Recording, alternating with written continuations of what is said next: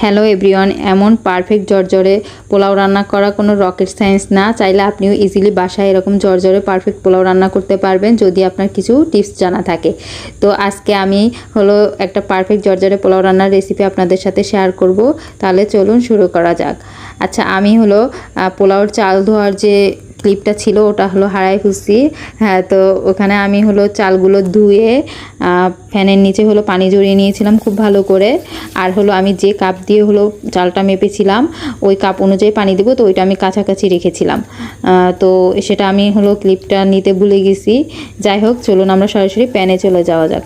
তো আমি প্যান গরম হওয়ার পরে তেল আর ঘি দিয়েছি। একটু ঘিটা গরম হলে এরপর গোটা মশলা হিসেবে এখানে ইউজ করেছি আমি দারচিনি, এলাচ আর লবঙ্গ আর তেজপাতা। আর সেই সাথে আমি কিছু কিশমিশ দিয়েছি। কিশমিশটা অপশনাল, চাইলে আপনারা দিতেও পারেন, না দিলেও হবে। এরপর আমি এখানে এক মুঠো পেঁয়াজ দিয়েছি, মানে এগুলো একটু অ্যারোমা ছড়ালে দেন আমি পেঁয়াজ দিয়েছি এক মুঠো। তো এখন পেঁয়াজ দেওয়ার পরে আমি খুব ভালো করে পেঁয়াজটা ভেজে নিব। পেঁয়াজটা ভাজবো যাতে নরম হয়, মানে কালার আসার আগে আগে, কারণ আমি পোলাওটা একটু সাদা সাদা চাচ্ছি। আর আমি পরবর্তীতে যেহেতু পেঁয়াজ বেরেস্তা ইউজ করব, তাই আমি এটাকে আর বেরেস্তা করব না, জাস্ট একটু সফট হবে আর ভাজা ভাজাও হবে, বাট কালারটা আসার আগ পর্যন্ত। সেটা আপনারা ভিডিওতে দেখেই বুঝতে পারতেছেন আমি কতটুকু কালার করেছি। দেন আমি আমার জড়ানো যে চাল আছে সেগুলো আমি দিয়ে দিব। দিয়ে দেওয়ার পরে আমি এটাকে খুব ভালো করে এবার তেল এবং ঘি এবং গোটা মশলার সাথে মিশিয়ে নিব। দেন আমি এখানে ইউজ করব লবণ, স্বাদ মতো লবণ দিব। আপনারা যতটুকু খান ততটুকু দিবেন আর কি, আপনাদের চাল অনুযায়ী। দেন আমি আবার মিক্স করে নিব। মিক্স করে নেওয়ার পর এই পর্যায়ে এসে আমি দিব এক চামচেরও অল্প, মানে এটাকে কতটুকু বলে আর কি, হাফ চামচের মতো আদা রসুন। তো অল্পই দিব, জাস্ট একটু অ্যারোমার জন্য দিব।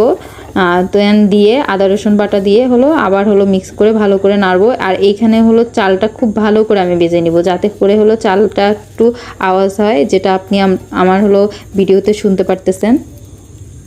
তো এই আওয়াজটা যাতে আসে এরকম পর্যায় পর্যন্তই করব। দেন আমি যে কাপ দিয়ে চাল মেপেছিলাম, তো আমার এখানে 1.5 কাপ ছিল, তো আমি 3 কাপ দিব না। সবাই বলে ডাবল দেওয়ার জন্য, বাট আমি ডাবল পানি দিব না, আমি দিব 3 কাপের থেকে কম, মানে 2.5 কাপের থেকে একটু বেশি, বাট 3 কাপের থেকে কম।